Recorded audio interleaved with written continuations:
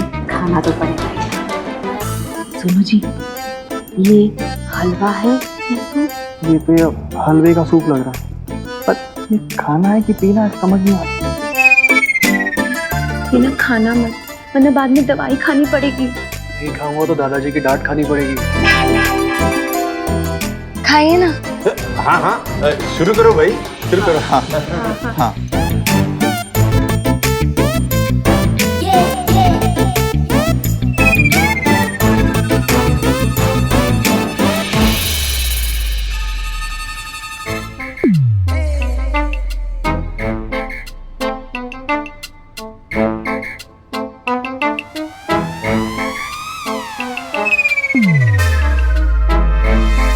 कैसा बना है?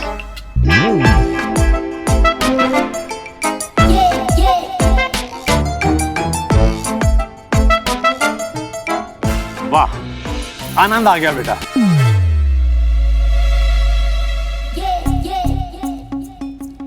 क्यों? बहुत अच्छा। जया बेटा, मेरे चूल्हे की रसम में भी इतना बढ़िया हलवा नहीं बना था, क्यों जी? बिल्कुल बिल्कुल। बेटा तुम्हें 10 में 10 नंबर मिलेंगे इसके लिए। तो मैं और दो? नहीं।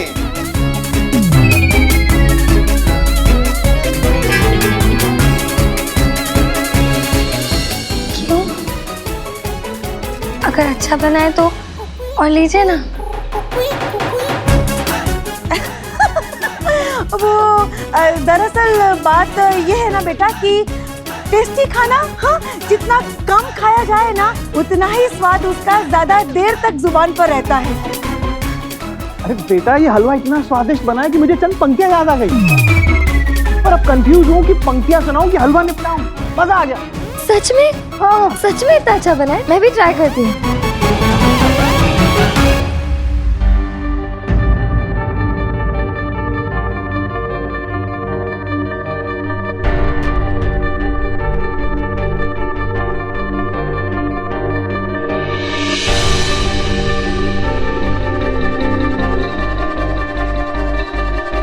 सब इस हलवे की तारीफ कर रहे थे, इतना बेकार हलवा बना है।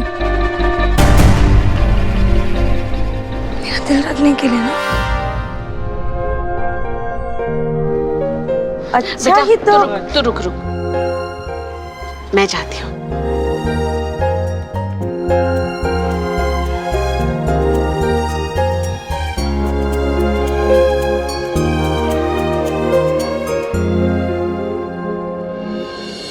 अच्छा हुआ तुम रसोई में नहीं रोई। अगर वहां रोती ना तो तुम्हारे आंसुओं से हलवा मीठे की जगह नमकीन बन जाता। देखो मेरी तरफ, इस रस्म में ये नहीं देखा जाता कि मीठा कितना अच्छा बना है, बल्कि ये देखा जाता है कि बहू ने कितने मन से उसे बनाया, और तुमने तो अपने मन से बनाया था। अच्छा तुम्हें पता है, जब मेरी चूल्हा रस्म थी ना तब मुझसे भी ऐसी गड़बड़ हुई थी। तुमने फिर भी हलवा बनाया, मैंने वो आटे की लेय बनाई थी, और सबसे पहले लल्लन जी ने खा लिया और उनका मुंह चिपक गया। और समर के पापा ने क्या कहा कि आपने इतना अच्छा हलवा बनाया है कि लल्लन जी की बोलती ही बंद हो गई। ये हुई ना बात। सॉरी मम्मी जी, हलवा बनाना नहीं आता। इनफैक्ट मुझे कुछ भी बनाना नहीं आता। शादी में तो मेरे सारे वर्कर्स काम करते थे, मेरे को कुछ पता ही नहीं है। मैं तो... क्या हुआ? मैं हूं ना, मैं तुम्हें सब सिखा दूंगी। आप सिखाओगे? हाँ? माँ ही तो बेटी को सब कुछ सिखाती है ना।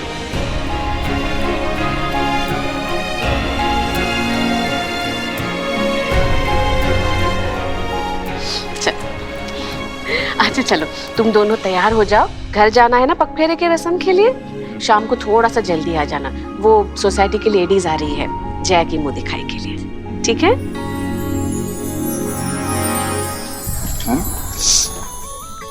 अरे इतनी सी बात पे इतना सारा रो दिया, इतने प्रीशियस आंसू वेस्ट कर दिए।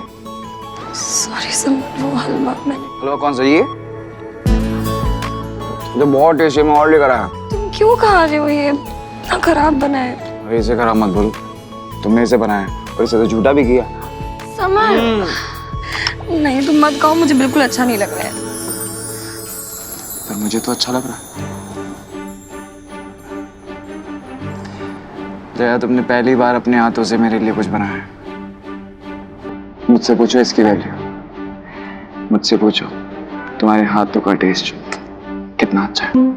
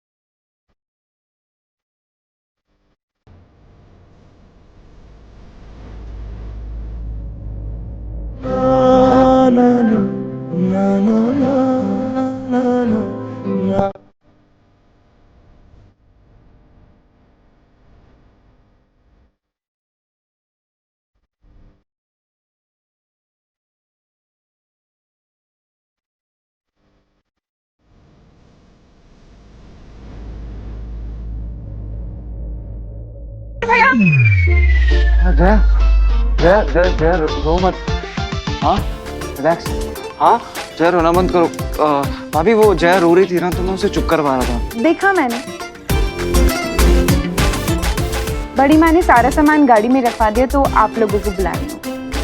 समर भैया, अब ना आपकी शादी हो गई है तो दरवाजा बंद करने की आदत डाल लो। अब जया बार बार रोएगी और आप उसे चुप कराओगे तो कोई देखेगा, अच्छा नहीं लगेगा ना। हाँ भाभी।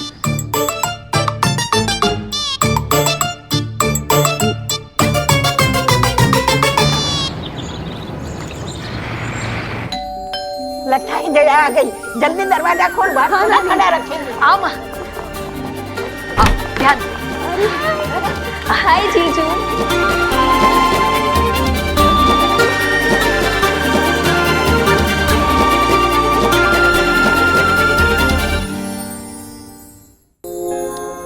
बेटा, आज आपकी पसंद का खाना बनाया है।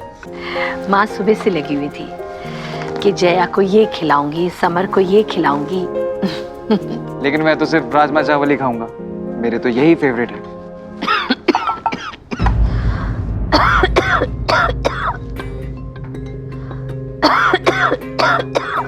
क्या हुआ मम्मा?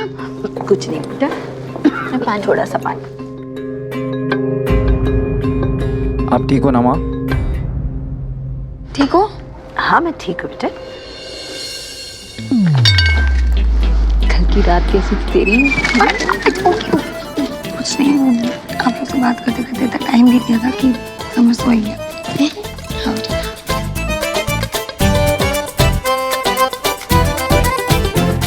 कैसा लगा राजमा चावल? बहुत टेस्टी है और मैंने बहुत सारे खा लिए। हलवे से भी टेस्टी बने होंगे, है ना समर जीजू? हलवा, हलवा यू नो इतना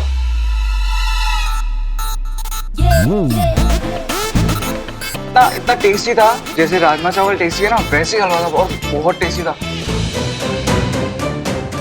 नहीं जया, था टेस्टी। खाना खाओ।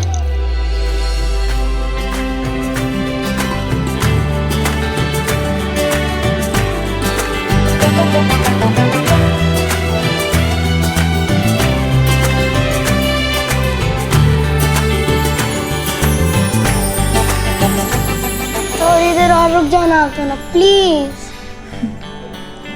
बेटा, वो जया मासी को घर में कोई देखने आने वाला है ना, तो जाना पड़ेगा। I am sorry. हाँ बेबी सॉरी।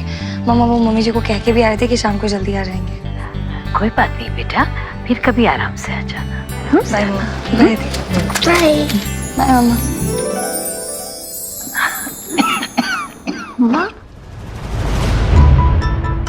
मम्मा मम्मा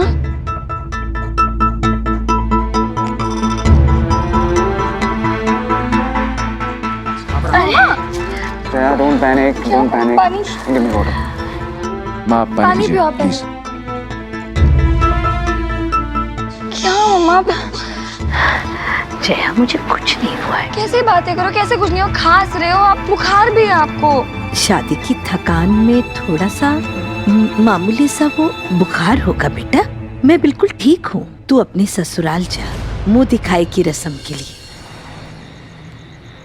पूरी सोसाइटी में यही बातें हो रही हैं कि बहू हो तो जया की जैसी। मैंने भी बहुत तारीफ सुनी है कि जया बहुत अच्छी वेडिंग प्लानर है। नेक्स्ट मंथ ना मेरे भांजे की शादी है, तो सोच रही हूँ कि जया से ही वेडिंग प्लान कराऊं। आप लीजिए ना कुछ प्लीज। पहले बहू की मुंह दिखाई करेंगे। पग फेरे से आई नहीं क्या अब तक बहू? जी आती होंगी वो।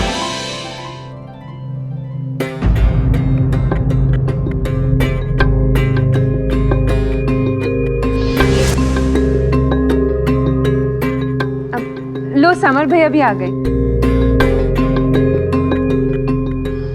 समझ, अच्छा हुआ तुम आ गए। जया बाहर क्यों है? अंदर बुलाओ उसे।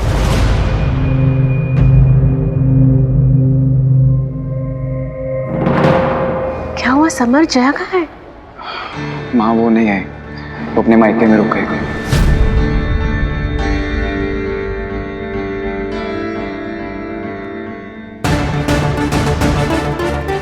मायके में रुक गई मतलब?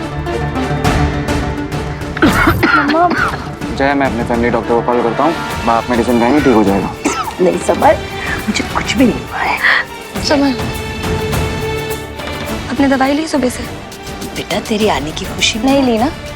आप इतने लापरवाह क्यों हो मम्मा? क्यों नहीं सुनते किसी की? जया बेटा, तुझे इतनी चिंता करने की कोई जरूरत नहीं है। हम है ना, हम लोग संभाल लेंगे। जया तू जा, तुझे देर हो जाएगी। नानी मुझे पता है आप सब हो, प्लीज सुनती कहाँ है किसी की? ऐसा नहीं। आप रुको एक मिनट। समर जया रुको। हाँ बोलो। एक काम करो, तुम घर चले जाओ, मैं मम्मा के पास ही रुकती हूँ कि बच्चों की तरह देखभाल करनी पड़ती है, सुनेंगी नहीं किसी। हाँ जया पर वो घर में मुंह दिखाई। प्लीज ना, तुम चले जाओ।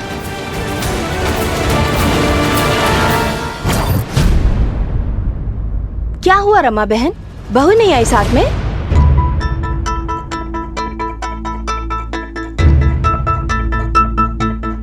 जी माफ कीजिए, लेकिन जया आने वाली थी, लेकिन उसकी माँ की तबीयत अचानक खराब हो गई, इसलिए उसे वहां रुकना पड़ा। जी वो माँ को थोड़ा बुखार आ गया था। जया के मायके में उसकी दो बहनें भी हैं ना, फिर भी वो रुक गई। लगता है तबीयत कुछ ज्यादा खराब हो गई होगी ना। और वैसे भी माँ माँ होती है और सास सास ही होती है। अरे मुंह दिखाई नहीं तो पग फेरे की रस्म ही पूरी कर लेती। पग फेरे की रस्म के लिए उसी दिन ससुराल वापस आना होता है। लगता है वेडिंग प्लानर बहू का मुंह देखने के लिए घर में वेडिंग ही रखवानी पड़ेगी। अच्छा तब हम चलते हैं। नमस्ते। नमस्ते। मेरा तो पूरा दिन खराब हो गया यहाँ आकर। अरे मेरा तो ब्यूटी पार्लर वाली से अपॉइंटमेंट था, वो भी हाथ से गया। बताओ। हाँ ये ज्यादा नकचड़ी नहीं है। प्रभा, मन तो करता है कि प्रभा,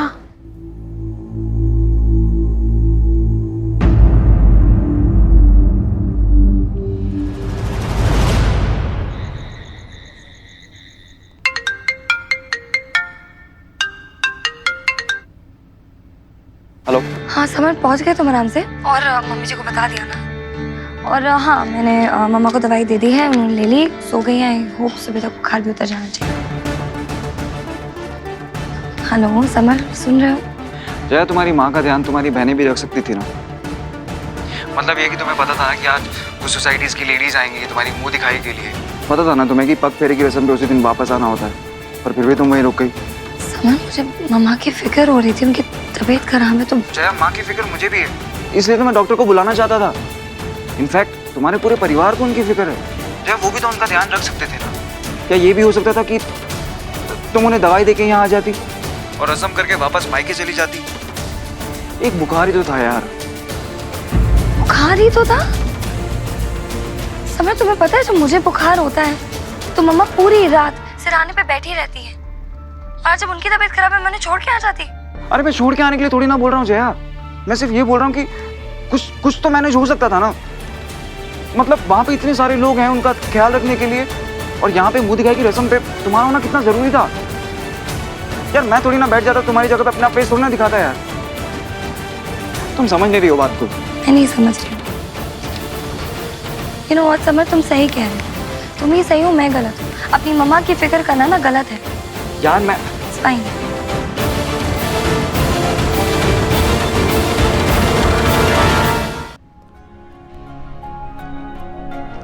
जया पे गुस्सा है? गुस्सा तो आएगा ना माँ, जया की वजह से आपको इतना कुछ सुनना पड़ा। अगर वो आ जाती तो क्या फर्क पड़ता। तू बाहर वालों के लिए अपने बीवी पर गुस्सा करेगा? क्या हुआ एक रात के लिए वो अपनी माँ के यहाँ रुक गई तो? माँ बात रुकने की नहीं है, बात ये समझने की है कि किस वक्त क्या ज्यादा जरूरी है क्या नहीं। माँ बड़ी बड़ी शादियां करवाई हैं और अपनी शादी की पहली रस्म नहीं कर पाई। तू बैठ इधर मेरे पास बैठ जा। अच्छा सुन, मुझे एक बात बता, कल को अगर मेरी तबीयत खराब हो गई और घर में चाहे जितने भी लोग हो, क्या तू मुझे उस हालत में अकेला छोड़ के ऑफिस जाएगा?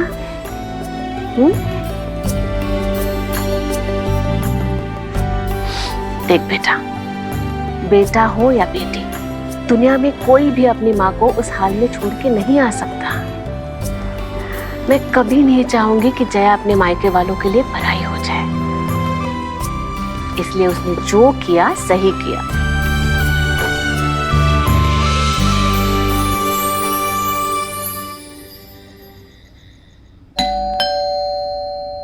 तने इतनी रात को कौन आया होगा? हे भगवान।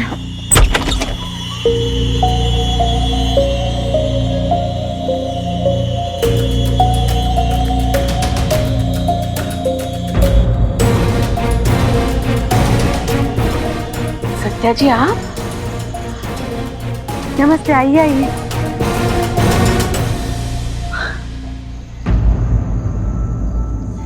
जया, आपकी तबीयत तो ठीक है ना? पहले से ठीक है।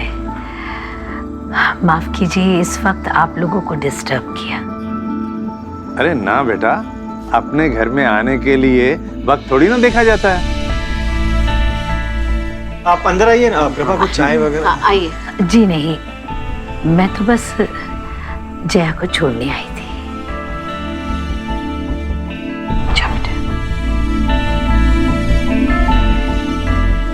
ये मेरे कारण रुक गई थी, लेकिन मुझे पता है कि पग फेरे की रस्म में बहू का ना शाम तक ससुराल आना ही होता है। मुंह दिखाई की रस्म ना हो पाई, इसके लिए आप लोगों से माफी चाहती हूँ। अरे सत्या जी, इसमें माफी की क्या बात है? रस्म तो फिर कभी हो सकती है, आपसे बढ़कर कोई रस्म नहीं है।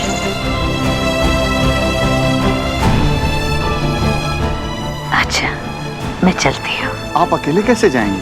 समर जाएगा, आपको घर तक छोड़ाएगा। मैं अकेली कहाँ हूँ, मेरी बेटी है ना मेरे साथ।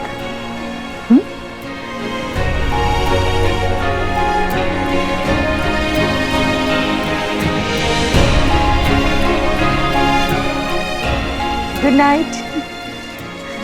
अच्छा हुआ तू आ गई, तेरे बिना तो मूड ही खराब हो गया था। और तुम्हारे बिना ना हमारा दिन ही नहीं कट रहा था। चलो बेटा। मम्मी जी, आई एम रियली सॉरी, मैं समर के साथ नहीं आ पाई। मैं कोई बात नहीं बेटा, जाओ आराम कर लो। जी ठीक है। जया,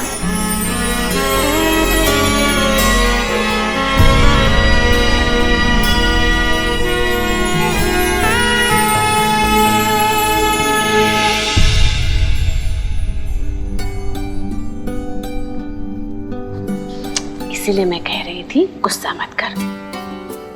उन्होंने रस्म का मान रखा और जया को 12 बजे से पहले घर ले आई। जा और मेरी बहू को मना ले।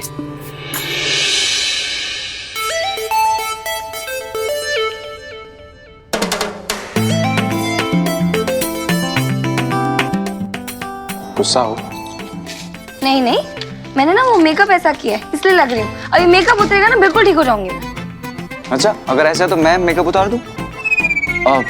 मैंने गुस्सा दिलाया तो सोचा मैं ही नहीं।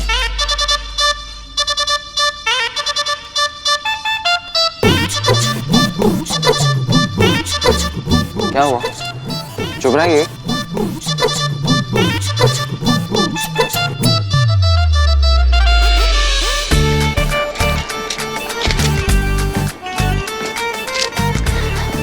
तुम्हें पता है, दुल्हन के 16 श्रृंगार में से अगर मुझे कोई एक चीज पसंद है ना, तो वो है ये चूल्हा। और मुझे पता है कि ये सिर्फ थोड़े टाइम के लिए होता है। अगर मेरा बस चले ना, तो मैं इसे कभी ना उतारने दूं तुम्हें।